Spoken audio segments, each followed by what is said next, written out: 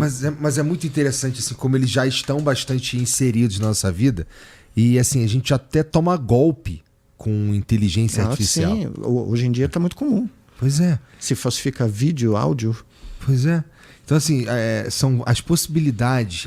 Esses golpes, eles mostram pra gente como, primeiro, como tem um monte de filha da puta, como a gente é criativo, e coisas que dá pra fazer com a inteligência artificial, sabe? Eu já vi uns vídeos, tem um que fizeram sobre mim, assim, que é eu vendendo um cartão de um banco, um cartão de crédito, e aí esse era fácil de cair, porque ele parecia verdade, se você não estivesse prestando muita atenção, porque era uma taxa que não era muito alta, sabe? Um cartão de crédito que ia chegar na tua casa, com um limite ali que existia, e teve uma galera que caiu, cara, porque era a minha voz, e assim, eu sei que não era eu, porque não era eu, e porque parecia um paulista falando. Mas se ele só, sei lá, de vez em quando ele assiste o Flow, Você parece. com sotaque paulistano? É.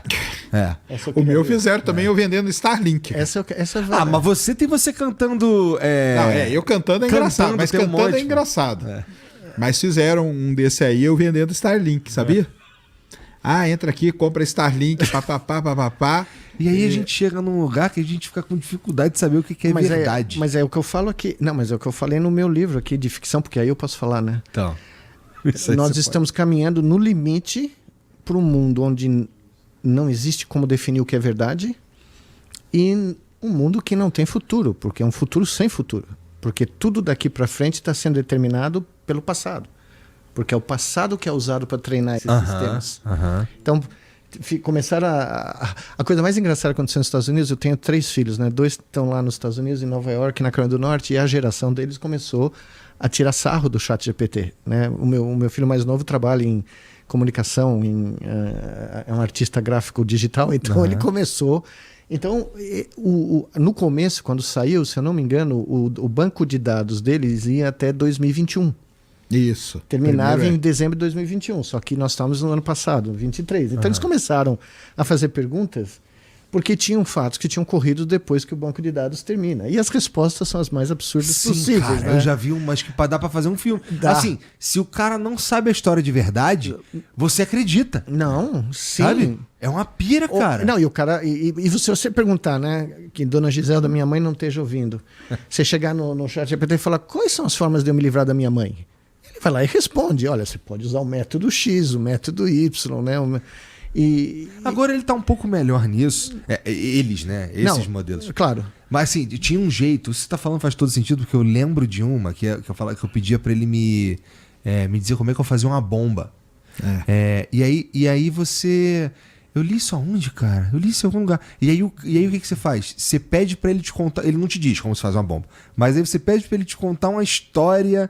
que um cara faria eu tava pensando em fazer uma bomba e você quer essa história com detalhes. Daí ele te conta como faz uma bomba. Mas dá pra você falou fazer um filme, dá pra escrever um livro, porque um monte de filósofos começou a fazer perguntas pro ChatGPT. Perguntas, né, que qualquer filósofo faria, né? E o ChatGPT é um bom jeito da gente entender a média do que a gente tem aí?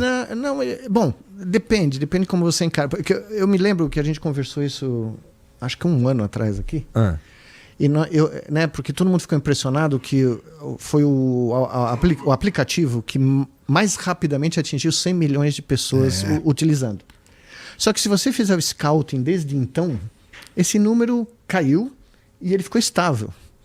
Porque a pessoa começa a usar, começa, né, ficar literalmente viciado em interagir com o barato, que é um fenômeno que já se sabia desde os anos 60, né, quando o primeiro, a Elisa apareceu, né, no MIT, os estudantes ficaram viciados em usar a Elisa. E era uma coisa muito mais primitiva, muito mais... Né?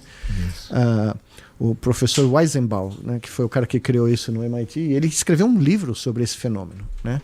Mas, enfim, subiu 100 milhões, estagnou. Por quê? Porque apareceram outros. Aí apareceu um que é muito melhor. Aí, bum, subiu. É como se fosse um efeito de manada.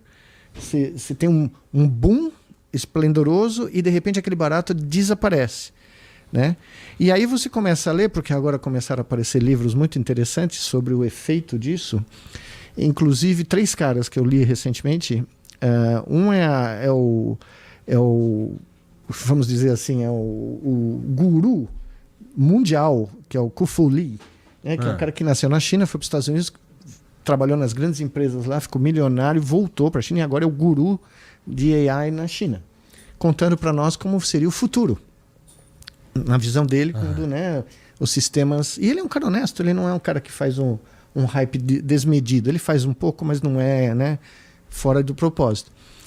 E tem um livro muito bom, que é da Kate Crawford, né, que chama-se o Atlas da Inteligência Artificial, que vai dentro, mergulha dentro da indústria, de como é feito, de quais são...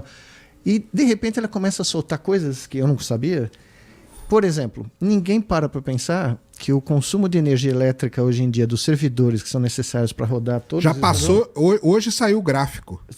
Ela publicou um gráfico. Hoje saiu o gráfico, porque a grande preocupação do mundo é essa aí. E passou a indústria automobilística. Não, passou a consumo de energia de todos os países da Europa. Então, é 14% do consumo elétrico do planeta. É um absurdo, cara. Esse é uma grande preocupação. Exemplo, esse é o primeiro problema, tá? Que ninguém fala. Né? Isso está por trás do ChatGPT, está por trás de todos esses programas que eu nunca usei, mas que a gente chega lá e fala, não, que maravilha, vai resolver toda a minha vida. A conveniência, né, de usar o barato. Essa conveniência está custando 14% do budget elétrico do planeta. Bom, mas a parte boa é que agora a gente vai se movimentar para resolver esse problema aí, porque com certeza os caras não vão querer voltar. Não, o problema é que a energia tem que ser mantida constante, né? Você não vai tirar energia do nada, né? E tem histórias geniais. Quando a China percebeu que o consumo elétrico de uma certa facção da indústria de criptomoeda estava explodindo e estava consumindo mais do que as cidades em certas regiões, eles baniram. E esses caras foram para o Cazaquistão. E lá no Cazaquistão quase deu um golpe de Estado lá no Cazaquistão, porque eles começaram a consumir energia, né, do nada, e de repente o país viu, né, imagina o cara que está lendo o gráfico de consumo de energia no Cazaquistão, lá em Baikonur, na base de lançamento lá na base de Baikonur, né? Aí de repente ele vê um negócio assim, vum, né? Imagina o cara olhando no meio da noite. O que foi isso, Alexei? Alexei, o que você fez, Alexei? Mas tem esses servidores aí que eles já estão com... O cara vai construir um servidor desse, ele constrói uma usina... Do lado. Do lado. Só para servir isso. Só que quando eles criaram esses grandes servidores, esses grandes cloud houses, né? No Texas, eles puseram no meio do lugar nenhum no Texas, só que porque as cidades davam incentivo fiscal, porque tem empregos, né? Só que de repente a cidade começou a ter um apagão. Porque com o consumo de energia explodiu. Tá? Então essa é a primeira coisa que ninguém fala e que a Kate Crawford, que é uma pesquisadora de AI da Microsoft, é a chefe da Microsoft. Então esses dois livros são muito interessantes. Aqui, ó, vou até mandar aqui, ó, tá o gráfico aqui, ó, passou todos. É esse gráfico. Meu Deus. Passou todos os países. Aqui é países da Europa e aqui é o consumo ela faz a analogia com as indústrias, né? Com diferentes indústrias que nós conhecemos, né? E basicamente essa indústria está suplantando a indústria automobilística. Pra você ter uma ideia. Tá. Para onde, assim, isso daí a gente está falando de inteligência artificial. Isso. Tá. Mas ela envolve mais do que a gente vê na tela do computador. Tá? Exatamente. Ela envolve. Não faria sentido se a gente estivesse falando só... eu quero fazer meu trabalho de escola aqui sem ter trabalho. Isso. Não faz nenhum sentido, né?